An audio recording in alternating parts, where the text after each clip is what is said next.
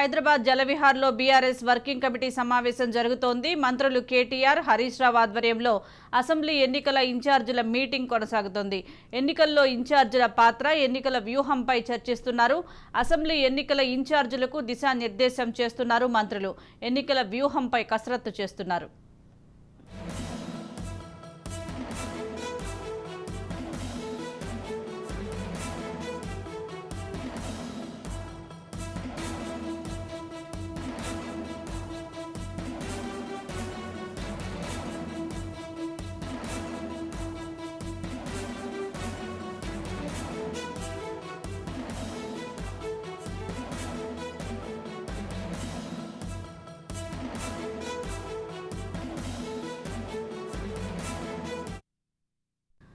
దీనికి సంబంధించి మరింత సమాచారం మా ప్రతినిధి మహేందర్ అందిస్తారు. మహేందర్, చెప్పండి. జలవిహార్లో బీఆర్ఎస్ వర్కింగ్ కమిటీ సమావేశం జరుగుతున్నట్లుగా తెలుస్తోంది. మంత్రులు కేటీఆర్, హరీష్ రావు అధ్యక్షతన ఈ సమావేశం జరుగుతోంది. దీనికి సంబంధించి పూర్తి అప్డేట్స్ ఏంటి? సుజాత, ఎలక్షన్ సమీపిస్తున్న వేళ అధికారులు దాదాపు అధికార పార్టీలో మరి ముఖ్యంగా ఇప్పటికే 54 నియోజకవర్గాలు ఇన్ఛార్జ్గా నియమించారు. దాంట్లో ఎంపీలు, మంత్రులు, ఎమ్మెల్సీలు, అదే ఇతర కార్పొరేషన్ చైర్మన్లు ఇలా దాదాపు ఒక 54 మందిని అన్ని నియోజకవర్గాలు దాదాపు ఇన్ఛార్జ్గా నియమించిన నేపథ్యంలో వారందరినీ కూడా ఎన్నికలు సమీపిస్తుండడంతో దాదాపు మరి వాళ్ళంతా కూడా పార్టీ పట్ల అలాగే అభ్యర్థికి ఎవరైతే ఇన్ఛార్జ్గా వివరిస్తున్నారో వాళ్ళ యొక్క కార్యాచరణ ఎలా ఉండాలి, మరి ముఖ్యంగా సోషల్ మీడియాలో వార్తలు కావచ్చు, దాదాపు మరి ఎన్నికలు పాటించాల్సిన నియమాలు కావచ్చు, మరి ఇతర పార్టీలు చేసేటువంటి విమర్శలు కావచ్చు, వీటన్నిటికీ కూడా పూర్తిగా ఎప్పటికప్పుడు ఎలా దాన్ని అంతా కూడా సర్దుంచుకోవాలి, ఇలా ముందుకెళ్ళాలి, అలాగే అభ్యర్థులు ప్రతి ఇంటి గడపకి వెళ్ళే క్రమంలో ఇన్ఛార్జీల బాధ్యత ఏంటి అనే దానిపైన దిశానిర్దేశం చేసేందుకు దాదాపు ఈరోజు హైదరాబాద్లో జలవిహార్లో మొత్తంగా కూడా బీఆర్ఎస్ పార్టీ ఎమ్మెల్యే ఇన్ఛార్జీలందరితో కూడా సమావేశం జరుగుతుంది. ఈ సమావేశం బీఆర్ఎస్ వర్కింగ్ ప్రెసిడెంట్ కేటీఆర్ అలాగే మంత్రి హరీష్ రావు నేతృత్వంలో జరుగుతుంది. వీళ్ళతో పాటు స్థానిక ఎమ్మెల్యేలు కూడా కొంతమంది ఎమ్మెల్యేల భర్తలు కావచ్చు, ఇంకా కొంతమంది ప్రముఖులు కూడా ఇక్కడ ఈ సమావేశానికి రావడం జరిగింది.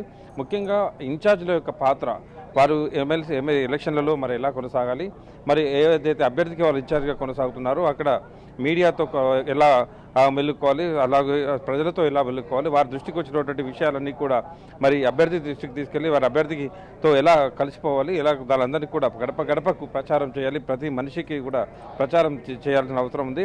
మరి బీఆర్ఎస్ పార్టీ ఇప్పటికే చేసినటువంటి సంక్షేమ పథకాలు కావచ్చు, అలాగే ఇప్పుడు మేనిఫెస్టోలో ఉన్నటువంటి విషయాలను ప్రజల దృష్టికి తీసుకుపోవడంతో పాటు మరి ఇప్పుడు ప్రజలు బీఆర్ఎస్ పార్టీతో పాటు ఇతర పార్టీలు విమర్శలు చేస్తున్న వాటిని తిరిగి కొట్టించేలాగా దాదాపు మొత్తంగా ఒక ఇన్ఛార్జ్ అనేటువంటి వ్యవహారం ఎలా ఉండాలి, ఇన్ఛార్జ్ పూర్తిగా అభ్యర్థికి ఏ రకంగా తోడ్పడాలి, ఇన్ఛార్జ్కు పూర్తిగా దిశానిర్దేశం చేసేందుకు ఈరోజు హైదరాబాద్ జలవిహార్లో ముఖ్యంగా ఇటు బీఆర్ఎస్ వర్కింగ్ ప్రెసిడెంట్ కేటీఆర్ అలాగే మంత్రి హరీష్ రావు నేతృత్వంలో ఆ బీఆర్ఎస్ అయితే అభ్యర్థుల ఇన్ఛార్జీలతో సమావేశం ఏర్పాటు చేశారు.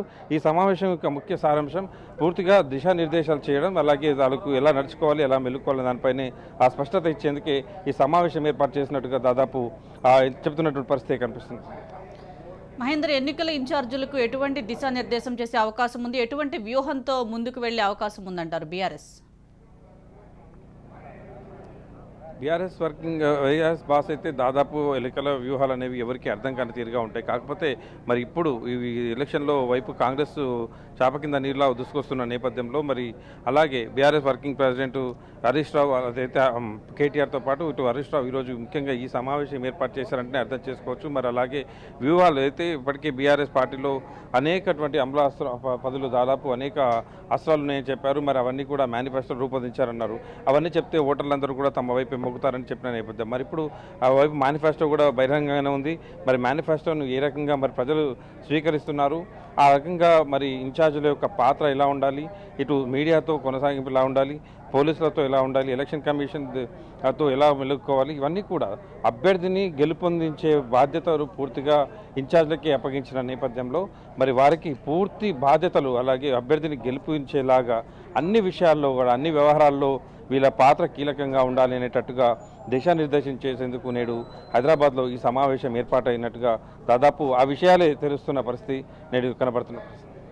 Right, thank you Mahender.